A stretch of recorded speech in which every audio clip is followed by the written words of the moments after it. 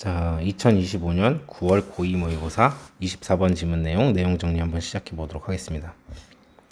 어떠한 것에 있어서 경계선 구분을 하는데 이게 불러오는 사회적 영향이 어떤 건지에 대한 얘기를 하는 겁니다. 자, 소재를 제시를 하는 거죠. 세상의 모든 것은 연속선상에 존재를 한다.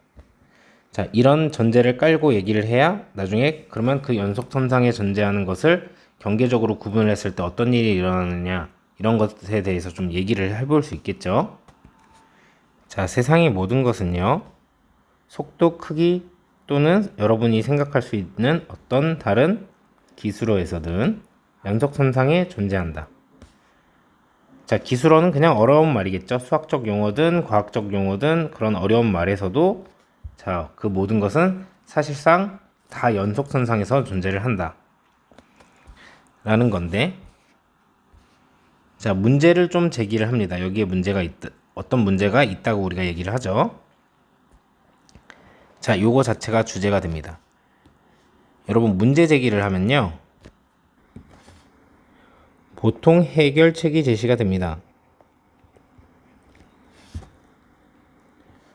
뭐 아이들이 예를 들면 뭐 친구를 때렸다 뭐 이렇게 하면은, 그러면 그 친구가 다른 애들한테 피해를 줄 수 있으니 이제 때리지 못하게 해야 된다, 이런 해결책을 제시해야 되는 거겠죠.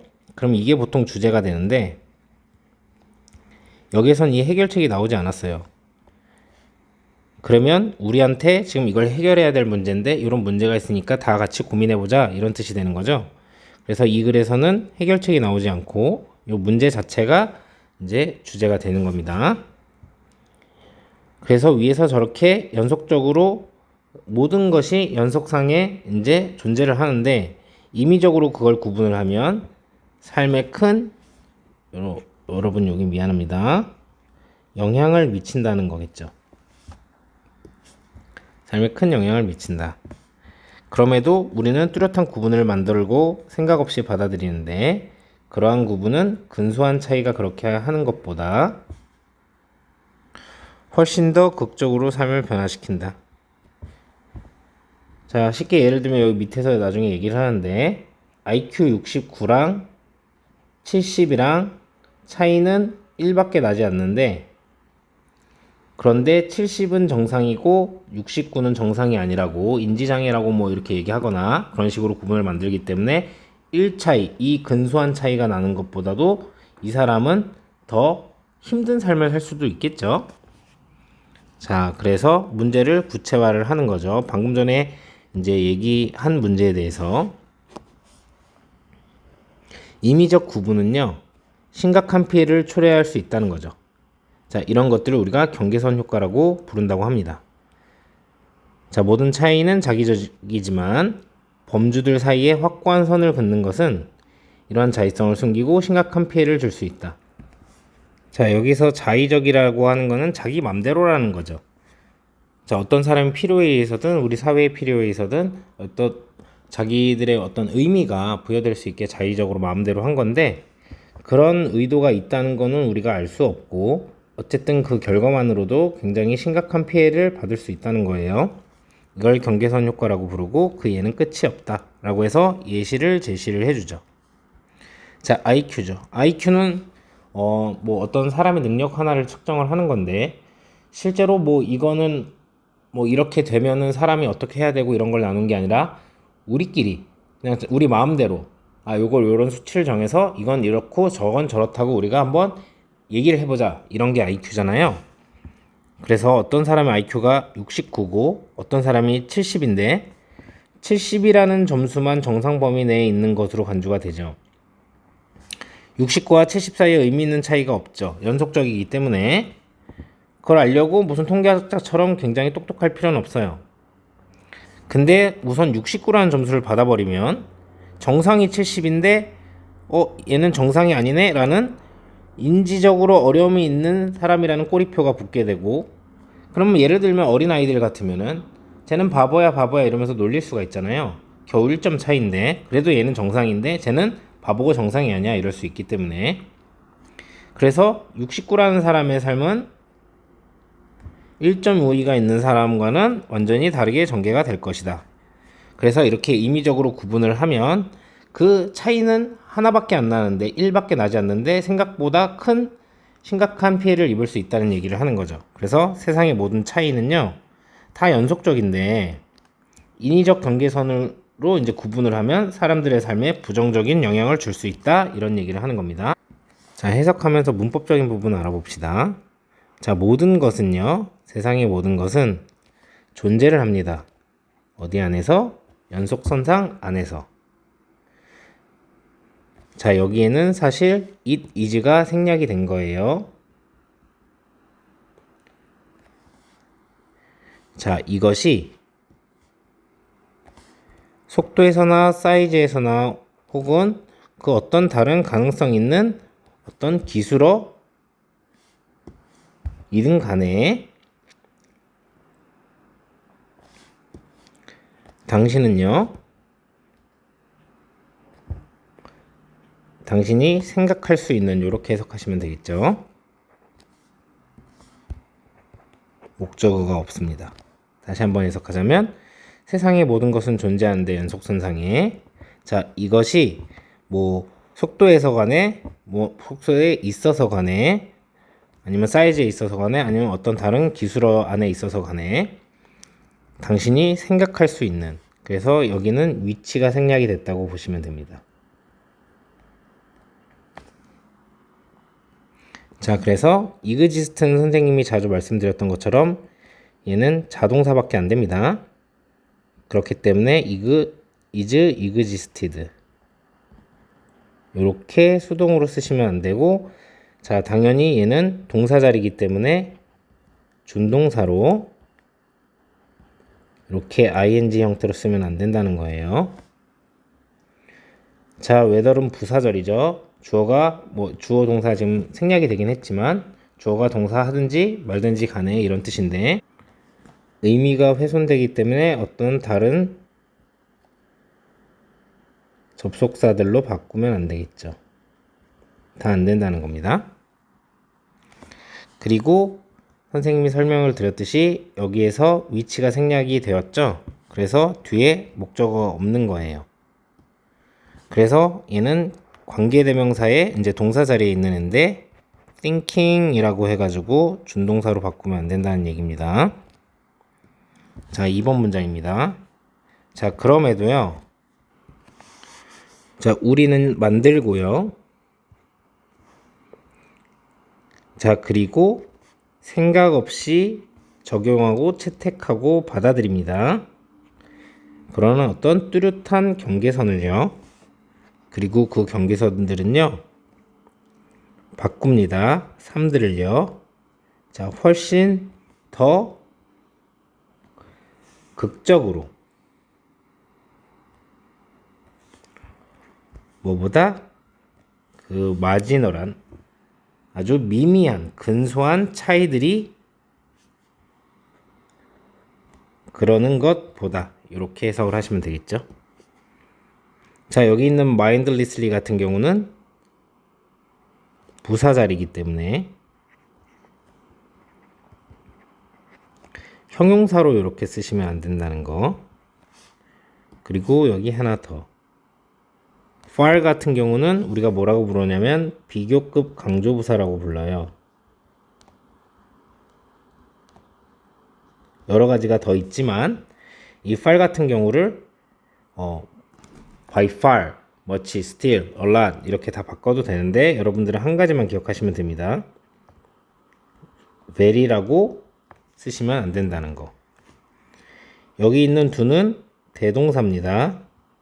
실제로 뭘 받은 거냐면 요 change를 받은 거예요. 그래서 일반 동사라서 do를 쓴 건데 여러분들이 여기다 비동사로 are 이렇게 쓰시면 안 된다는 거. 자, 3번 문장입니다.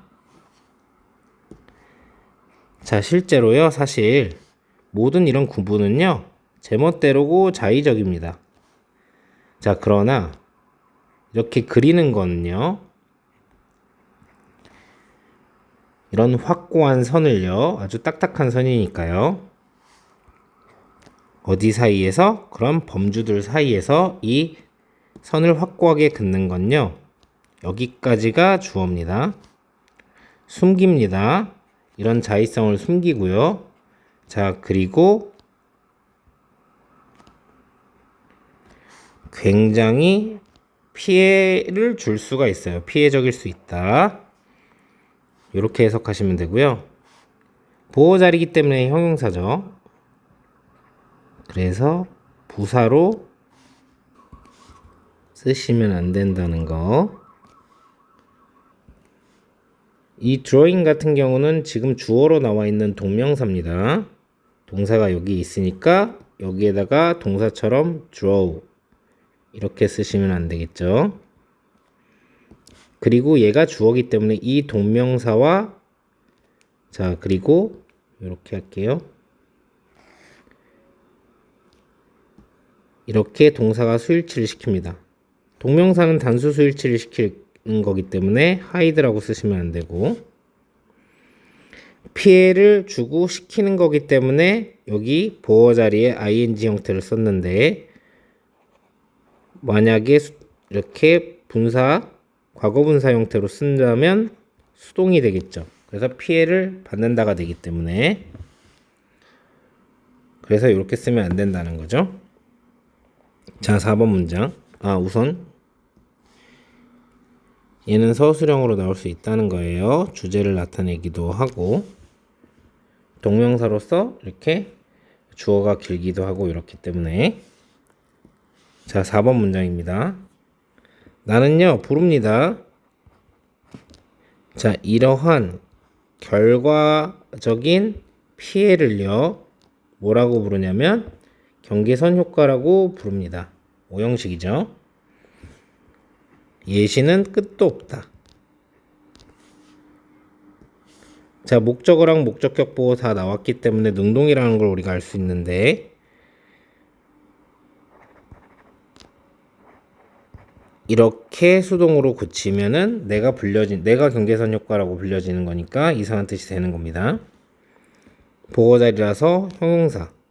자, 그렇기 때문에 여기에다가는 부사로 이렇게 쓰시면 안 된다는 거죠. 자, 5번 문장입니다. 어떤 사람의 IQ는 69고요. 그리고 어떤 다른 사람의 IQ는 70이다. 예시를 나타내는 상황이죠. 이거에 대한 설명을 하는데, 자, 그런데 자, 오직 점수요. 70의 점수만 간주가 됩니다. 뭐라고? 있는 거라고 간주가 됩니다. 정상의 범위 안에, 정상의 범위 안쪽에 있는 거라고 간주가 됩니다. 이렇게 해석을 하시면 되는 거고요. 정리를 하나 할게요.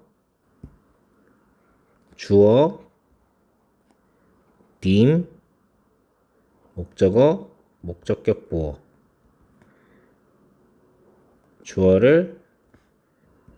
주어는 목적어를 목적격 보어라고 간주하다. 이렇게 해석을 하는 건데, 요게 수동이 되면서 목적어 be deemed,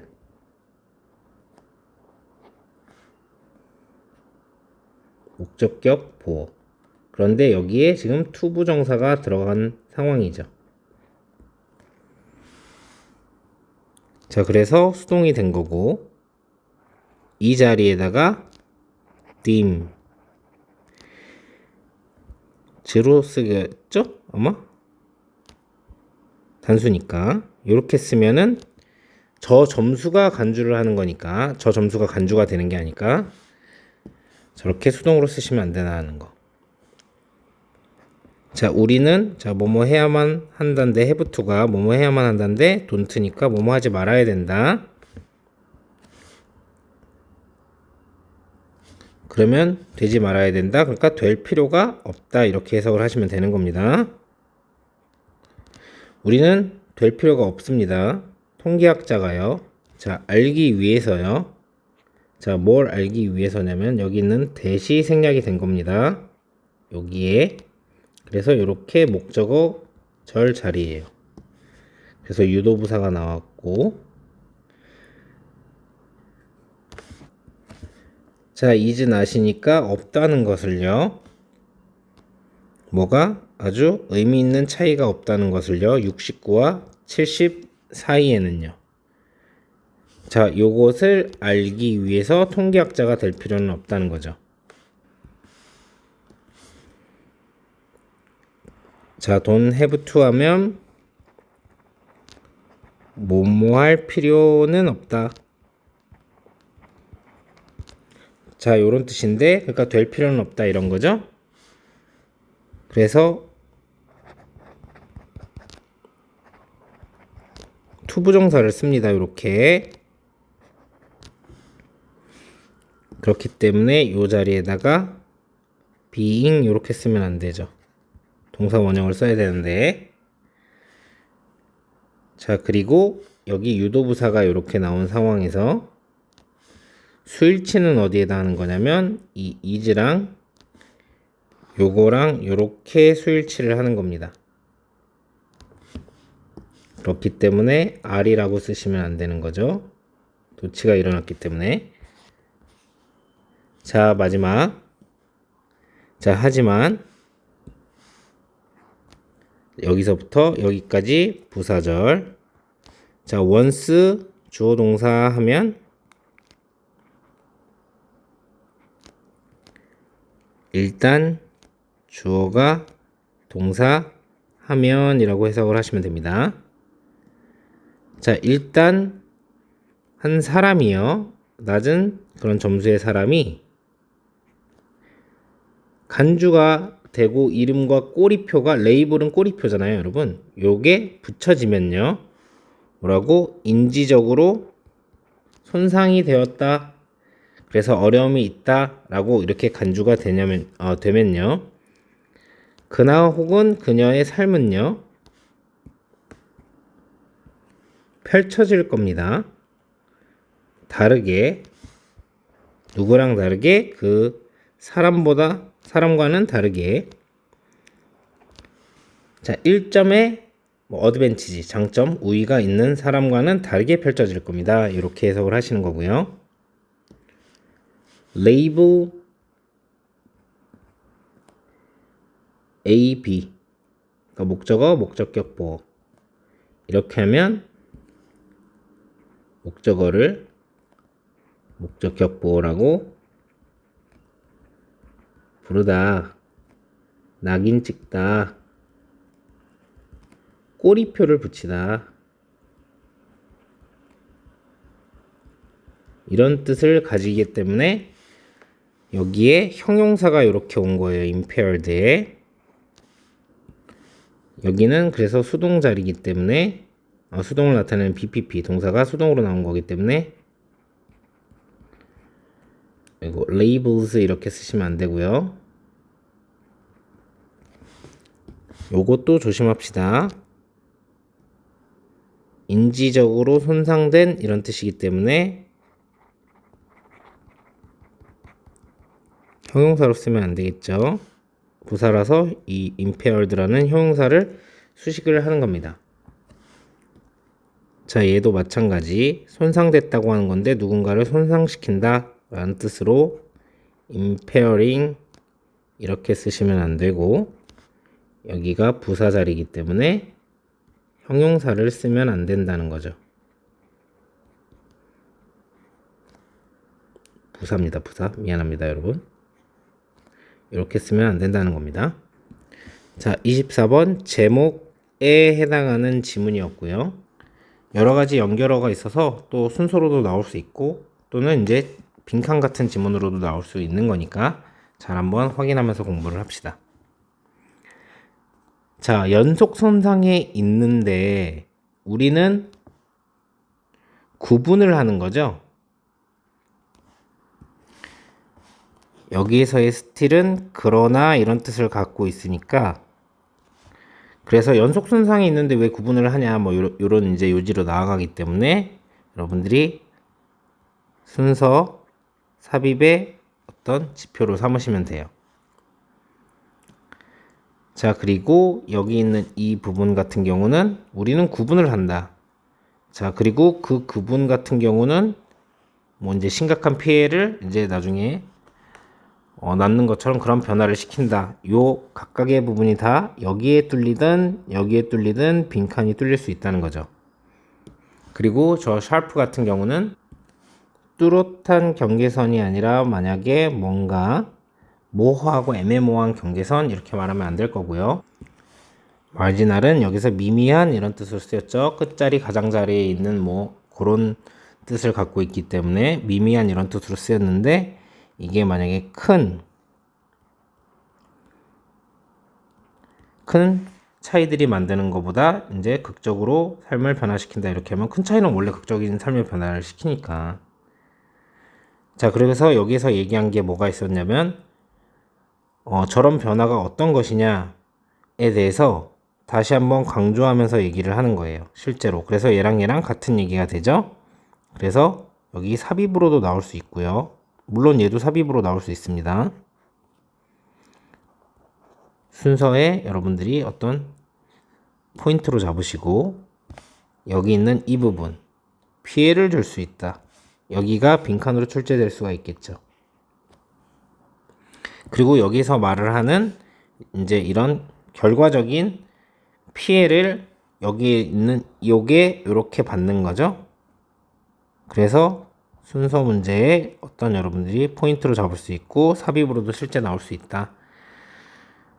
자, 그리고 여기에서 이제 IQ 나오니까 예시가 시작이 된다라고 생각하셔서 여러분들이 순서를 잘 잡으셨으면 좋겠고요.